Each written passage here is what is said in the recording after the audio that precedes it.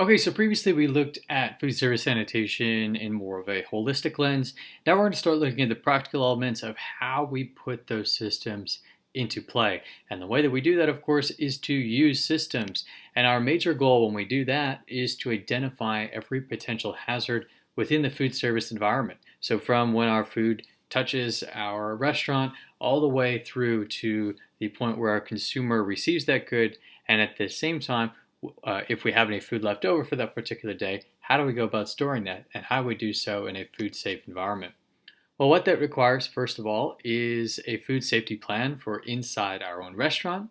It includes identifying every potential hazard that is within our food system through that plan. It includes purchasing and menu planning as internal controls for things like time and temperature abuse. When we go to writing recipes in the HT 325, which is your restaurant practicum course, that's going to give you an idea of how we implement those at the recipe level as well too, to ensure that we have food safety in mind in creating recipes and sourcing our goods through purchasing, and then also through external controls. And those are things like laws, regulations, and the food code. So when we are establishing a food safety plan, we need to be mindful of all of these things. And then, of course, as we purchase and as we move on to give that item to the customer as well, we need to be aware of the external controls that require. The food code, it was developed in 1993. This is the number one, you could say, regulatory item for the food service industry. And so it was developed in 1993 by the FDA, and about every 4 years it is recycled, added to, and new things become added or omitted to. And it's made in cooperation with the USDA as a guide to setting standards for food safety, because of course the FDA and USDA have different tasks when it comes to food. The Food and Drug Administration, of course, is more focused on prepared foods, whereas the USDA is more focused on the agricultural ends of food items. The code is neither law nor regulation, but is provided for consideration of adoption or jurisdictions. In law, we call this soft law, so it's not necessarily binding law until someone has enacted it into a law in a either federal or state market. But generally, people follow these regulations pretty closely because no one wants to have a foodborne illness or outbreak occur. It provides a framework then for designing the food safety program at the unit level. And again, every 4 years it's refreshed or updated. So the manager is responsible for a couple of things. First of all, prerequisite programs, which are the kind of food safety plans, and then also more technical documents known as the HACCP plan, the Hazard Analysis Critical Control Point, and we'll see more of those in just a moment. HACCP is intended to be part of a larger system of control procedures, and managing an integrated food safety food safety program, and the existence and effectiveness of prerequisite programs should be assessed prior to initiating a HACCP plan. So I wanted to take a look first at the whole restaurant and be able to see what are the separate components of an integrated food system program that are needed to be created and also then managed and implemented at the unit level.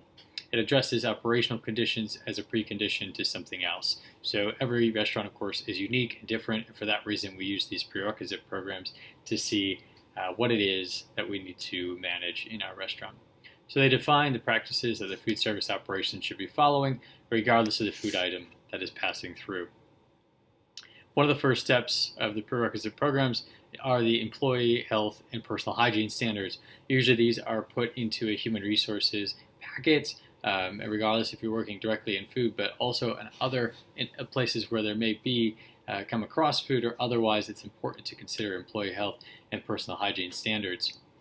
In order to do this and to minimize the risk of food contamination, a manager should screen the health of employees and provide food safety training, and policies should be designed which cover proper attire, hygiene habits, and employee illness standards. So if there is someone suspected of an infection, there should be procedures to prevent the entrance of pathogens into the body, and additionally should be if someone has some form of a disease which could be carried between individuals, they should also be excluded from working.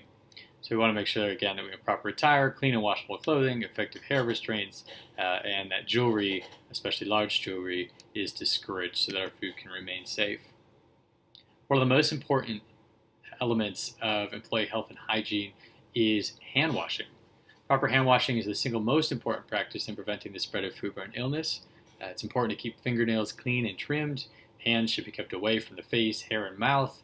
Disposable gloves should be encouraged to prevent cross-contamination. Smoking should be allowed in designated areas away from food, preferably away from the restaurant in total.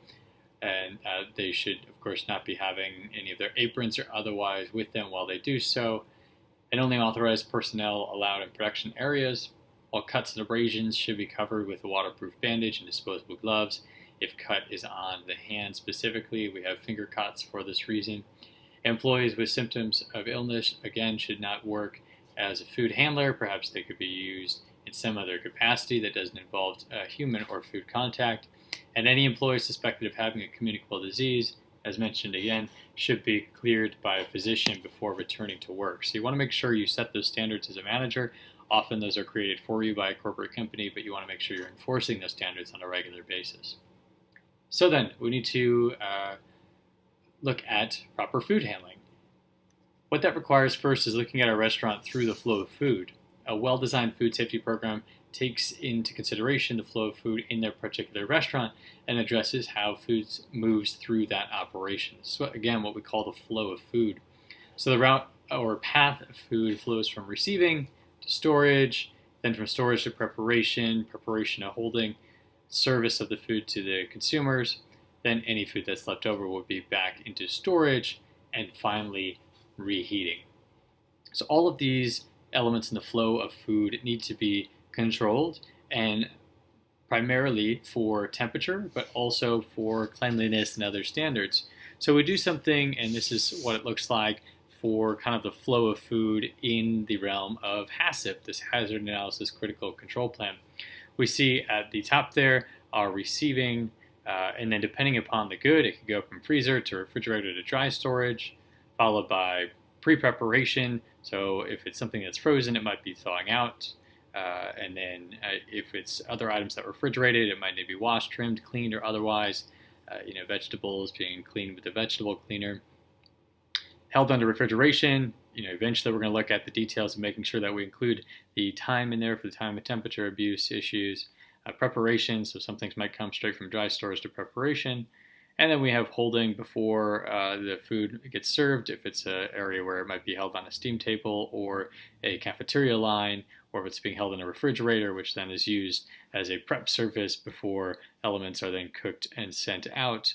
And you can kind of see, this is a generic look at a restaurant. You want to make sure for your restaurant, if you were to create a HACCP plan, you cater it individually and take out any of those steps that you might not use. Then we also mentioned legal precautions. Precautions for safe food production. They are for handling food and are provided by federal, state, and local regulatory agencies. The National Sanitation Foundation International lists the following as frequently cited factors in outbreaks of foodborne illness, and therefore as managers we must control. That is the failure to cool food properly, the failure to heat or cook food to the proper temperature, infected employees practicing poor personal hygiene, as we mentioned, foods prepared a day or more before being served, and therefore being held for too long, raw contaminated ingredients, and cross-contamination is a great example of that, and then food held at bacteria-growing temperatures are all good examples of legal precautions that must be taken. Otherwise, you will see some form of legal trouble. We'll stop it there, and in the next video we're going to take a look at the HACCP plan in more detail and also talk about how to create your own HACCP plan, which you'll be doing for us. And you'll only be doing just a brief portion of the HACCP plan. But for now, the HACCP is the Hazard Analysis Critical Control Point. We'll see you in the next video when we look at how to put together your very own HACCP plan.